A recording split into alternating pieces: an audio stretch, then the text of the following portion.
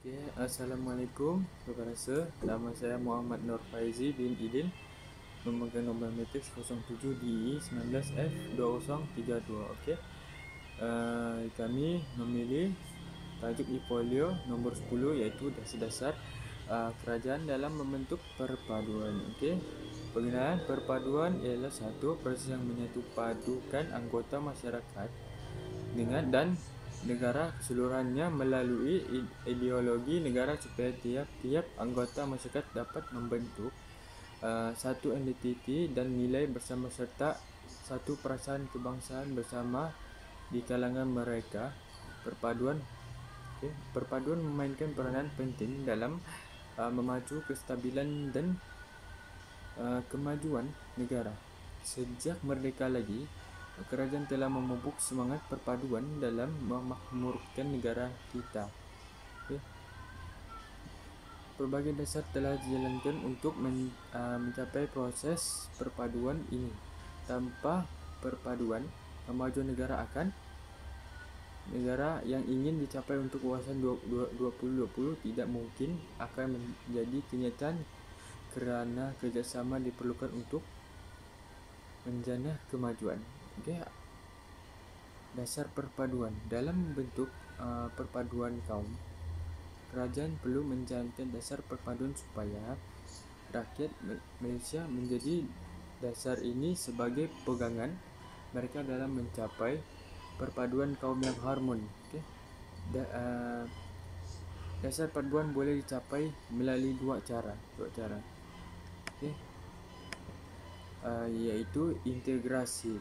Integrasi merupakan satu proses bagi mewujudkan satu identiti nasional di kalangan kumpulan-kumpulan yang terpisah dari segi kebudayaan, sosial dan lokasi dalam sebuah unit politik.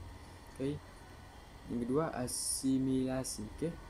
Manakala asimilasi pula ialah satu proses bagaimana kumpulan-kumpulan minoriti dia asimilasi melalui perkahwinan campur dan sebagainya ke dalam kumpulan etnik yang lebih besar.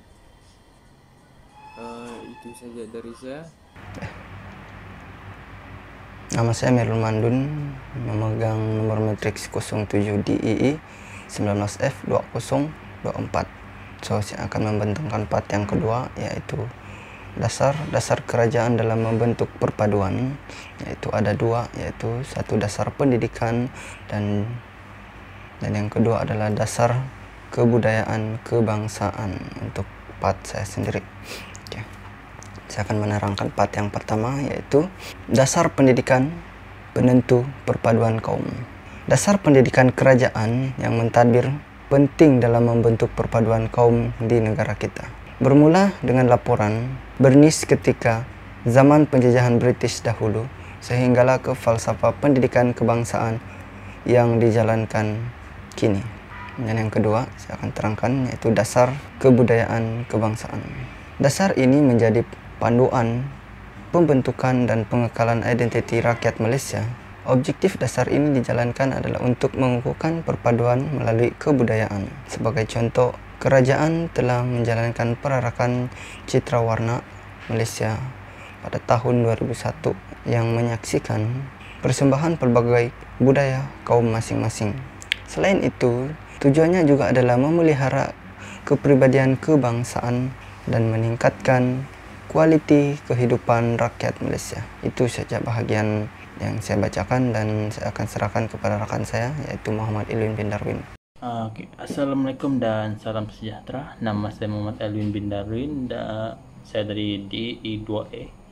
Hari ini saya akan membicarakan tentang bagaimana pendidikan boleh membentuk perpaduan. Persoalan besar yang dihadapi para pemimpin dan pendidik selepas Perang Dunia Kedua ialah mencari formula untuk melahirkan satu masyarakat Malaysia yang bersatu padu. Yakini masyarakat majmuk yang mempunyai keazaman, kesanggupan dan kesediaan untuk hidup bersama dengan rukun dan damai serta mempunyai kesedaran kepribadian dan nilai-nilai sebagai rakyat Malaysia. Berikut merupakan cara bagaimana sistem pendidikan boleh membentuk perpaduan. Yang pertama ialah sistem persekolahan yang sama bagi semua. Pada asasnya, laporan Razak mencadangkan penubuhan sekolah-sekolah umum yang menggunakan bahasa Melayu sebagai bahasa penghantarnya, dan sekolah-sekolah jenis umum menggunakan bahasa pengantar Cina, Tamil, dan Inggris. Bahasa kebangsaan sebagai bahasa pengantar, utama cara paling penting untuk menyatupadukan masyarakat berbilang kaum di Malaysia ialah melalui penggunaan bahasa bangsa. Itu saja dari saya, Muhammad Almin Darwin.